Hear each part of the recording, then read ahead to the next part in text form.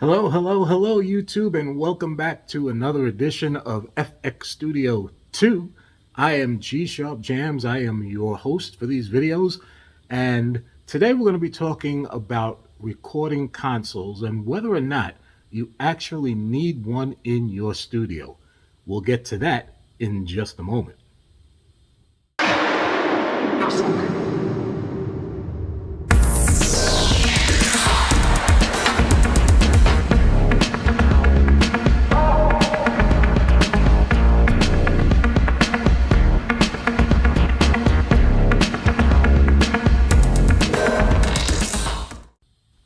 Okay, so welcome back. Again, we're going to be talking today about recording consoles and mixing boards and all those big fancy things that everybody loves to see in a studio, and whether or not it's actually practical for you to have one of these in your studio. Now, just to get started, let me just address the elephant in the room.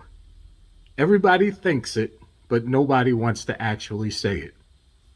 Those big, bad, sexy, cool looking recording consoles sitting in a studio, they're just impressive. The clients walk in and they see these things and it makes you look legitimate.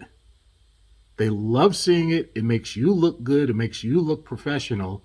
And not for nothing. It's a really good feeling sitting behind a mixing board and just playing with those controls and look like you know what you're doing, and you better know what you're doing. But it's just really fun to have in your studio because they get the job done and they look fantastic. Now, I say all that for this. Is that the reason why you want to buy a recording console? Or do you need a recording console in your studio? Yes, they look great. Yes, they're impressive. Yes, they add legitimacy to your studio when people walk in, because believe me, when people walk into a studio and they see that thing sitting there, it definitely makes an impression. And I'll tell you this from previous experience. When somebody walks into a recording studio, the first thing they lay their eyes on is that mixing board. And the bigger it is, the more legitimate you look. Now that's just a frame of mind, but that's not the reality of the situation. The reality of the situation is, and let me draw a parallel for you here. I happen to be a big NASCAR fan. I love auto racing. I love Indy racing, NASCAR racing, drag car racing, any kind of racing that's out there. I'm into it. That's just a thing that I do. I also drive them sometimes as a hobby. I go out to these places where they let you get behind the wheel of these cars and fly around the track for about 10 laps and just go crazy, have a good time. And that's just something that I do. But anyway, think about a professional race car driver. Now, they get behind the wheel of this car, they get on the track, and they're going around in a circle, or if it's a Grand Prix, they're going around the entire circuit. They got to have a really good car in order to remain competitive. They have to have a really good crew in order to remain competitive. And they have to be an excellent driver in order to remain competitive. My point, very simple. You can have the best equipment that's out there. You can have a $100,000 recording console in your studio, or you can just have simple outboard gear in your studio. It doesn't matter what you have in your studio. What matters is how good is the driver of that car behind the wheel of that race car? The answer is how good is the audio engineer sitting behind that recording console? You. If you have the fastest car with the best crew and $1 million budget behind you, but you can't drive, you're never going to win a race. If you have a $100,000 recording console in your studio, but you still haven't mastered the art of mixing and mastering and recording and getting the microphone set up right and gain staging and everything else that comes with it, working with the cues, knowing what compressors to use and when to use them and how to use them. If you haven't done all of that homework yet, doesn't matter what you have in your studio, it's not going to sound right. It's just not going to sound good. And the most expensive piece of instrument in your studio isn't going to make a hill of beans of difference. It's on you. So, to answer question number one, as far as practicality, Do I need a recording console in my studio? The answer is it depends on your level of expertise. Do you need it? Or can you just go with some simple outboard gear? Take a look at my studio, for instance. If you watch some of my other previous videos and you see my studio, it's a small studio. It's very humble. I don't have a huge recording console in there. I rely strictly on outboard gear. I've got Rupert Neve, I've got Solid State Logic, I've got Drummer, I've got the Pulse 16, I've got a few other things in there. It's a humble setup, but let me tell you something. It gets the job done without that recording console in there. I'm happy with it. I've pretty much mastered everything that I'm using up in there. And my clients are happy and they're satisfied with the quality of the work that I'm giving them. Now, if I were in this big, humongous recording studio where I was doing, say, choirs or orchestral recordings where you have a horn section, a string section, a wind section, a percussion section, then yeah. Then you probably need a 48 channel board in order to get the job done. You can use outboard gear, but that would just get ridiculous after a certain point in time. Then in that case, yeah, you probably need a recording console. But other than that, if you're just using a home studio, or if you have a small setup where it's just a small commercial studio, where you have clients that are coming in, but you're only doing about 8, maybe 16 tracks, maybe even 24 tracks, you can really stick with just using the outboard gear that's available to you. Now, I'm not saying completely forget about using recording consoles. They do come in handy, they do have their place, and they're very good once you get the hang of them. And let me tell you something, you got to get the hang of using these things. You're not just going to sit down at a recording console after you've been using outboard gear for years and years and years and think you're going to know what you're doing. It takes time and it takes practice to use these things. There is a learning curve that's involved. Now, having said all that, I wrote this down. I'm going to read what I've written down here so that I don't forget anything. Here's just a few ideas for those of you who are like me. We're on a tight budget, but we do what we do and we get the job done. You might be saying to yourself, I need to up the ante and go ahead and get a recording console. So I put together just a very short list of some consoles that are available for you out there right now that you can buy for under $50,000. And I'm going to get to that in a moment. But before I do, I just want to say this. First of all, thank you to everybody. And that is a huge, sincere thank you. I started this channel about 3 months ago, and the response that I have gotten has been tremendous. And I thank all of you for watching.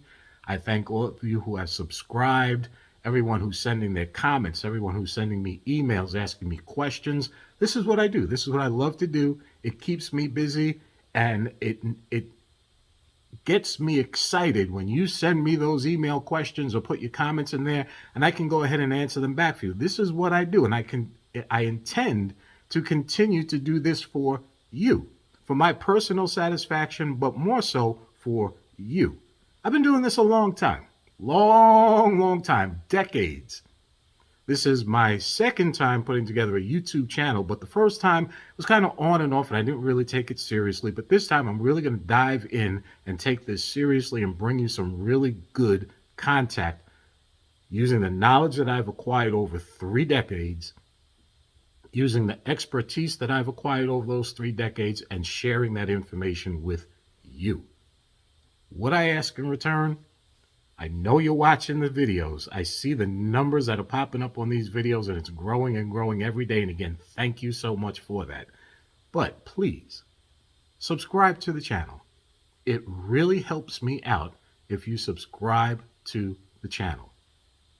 That being said, there'll be plenty more videos to come. I promise you, I'm going to stay on top of it and keep them coming, because according to your responses, your comments, and your emails, you're watching and you're engaged. And if you're engaged, that tells me I must be doing something right, because you're watching and you're asking questions. And that's a great feeling, and thank you. Now, let's get back to the subject at hand. Talking about recording consoles. Now, as I said, I put together a list of some recording consoles that are available at or below the $55,000 range for the budget minded. You're not looking to plow $150,000 into a recording console. So these are some things that you might want to take into consideration. Now, I'm not going to go into each one separately and give you a rundown of what each one can do.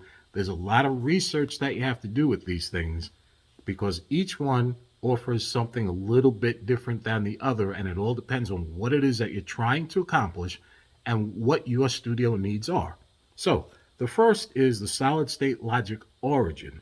Very, very popular board. As a matter of fact, I believe when I was at NAM 2023 this year, I believe it won the Tech Award 2023. I know there was an award that it won, but I believe it was the Tech Award for 2023. That one goes for $55,000, and it is an excellent, excellent board. What you get for your money.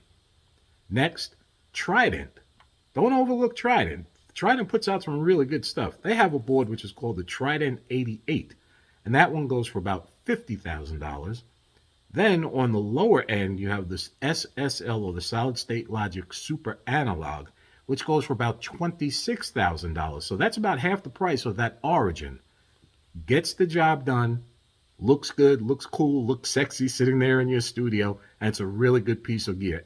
And always, like anything else that Solid State Logic puts out there, you know that you're getting high quality stuff. Next, you have the Audient ASP 4816, and that one goes for about $20,000. Then my favorite company in the entire planet, Rupert Neve, the Neve 8424, which goes for about $30,000. And then you have the API 1608, clearly a 16 channel mixer. That one is going for about $50,000. And then the lowest priced one that I can find that I know is going to be very good quality from a trusted brand is the API The Box. That's what it's called, API The Box.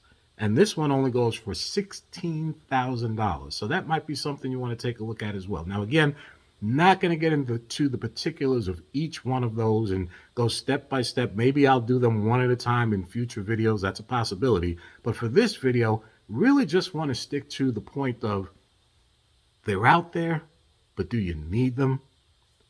Personally, I've got the Solid State Logic UF8 and the UC1 combination in my studio. They work fine for me. They work fine. Yes, there has to be outboard gear that they're reading the information from in order to get everything to work, the faders and the buttons on those things to get them to work. But it's the perfect substitute for a large format recording console. And it works fantastic. And with the SSL UF8, you can buy 2 of them or 3 of them because it only gives you 8 channels at a time. So if you buy 2 of them, now you have 16. If you buy 3 of them, now you have 24. And now you can go all the way across the board and have 24 channels. Now, of course, with just one UF8, you can just have the one and you still have access to 24 channels simply by turning a knob, and then it will access 1 through 8 and then 9 through 16 and then 17 through 24 for you. Gets to be a little bit tedious, and sometimes I get in there and I get lost. Where was I? And I got, okay, let me turn it back here. But still, very small detail. I'm very happy with it. Will I ever get a recording console in my studio? Well, let me tell you something.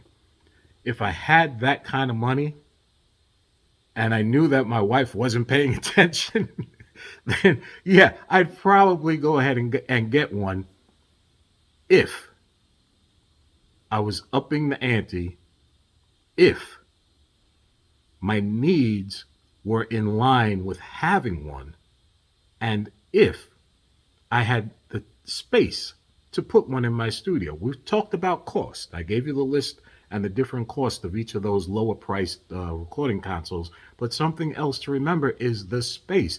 These things are huge. They're huge. You're not going to put one of these on top of your workstation along with everything else that you've got on there and think you're going to get to work and start working. They take up space. They take up a lot of real estate. And you got to make sure that you have the room in your studio to have one of these things. So cost is something you have to think about. Space is something that you have to think about.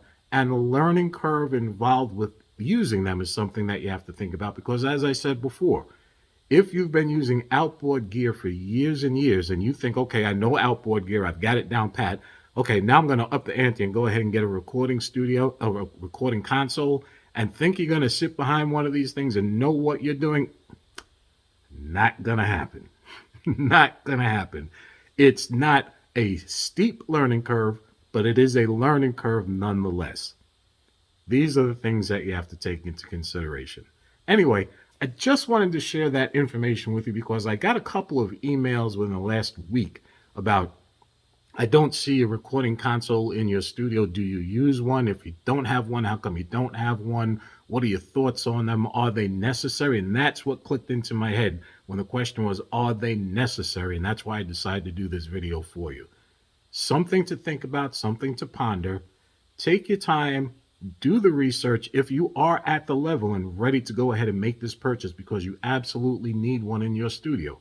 Take your time, get yourself a pen and paper, start writing down notes, start doing research. Go on YouTube, go to sweetwater.com and the reviews that you see there. There's a lot of information on all of these things all over the internet. Go into your local shop and ask the guy. Call Sweetwater, call Vintage King. The guys there are fantastic and they don't mind talking to you. And they will answer all the questions that you have because that's what they get paid to do. Make an informed decision before you plunk down $30,000, $40,000, $50,000 on a mixing board or recording console and then say to yourself, did I really need this? And as I've said in some of my other videos, we've all done it. I've done it. You go out, you buy a piece of equipment and then realize, I hardly use this thing. You don't want to be in that situation after you just spent $50,000, do you? Maybe you were born with a silver spoon in your mouth. I don't know. Maybe you got it like that. I wasn't. I got to make sure I do my research. Anyway, that's the video for today. I hope you got something out of it. And as I always say, there are no rules in this game. As long as you create it and you're thinking outside of the box, if it sounds right to you, then it's right. Keep creating. Stay tuned. More videos coming up. And please, again, don't forget to subscribe. It really helps me out. Until next time, everybody, please have a great rest of your day. G-Sharp Jams out.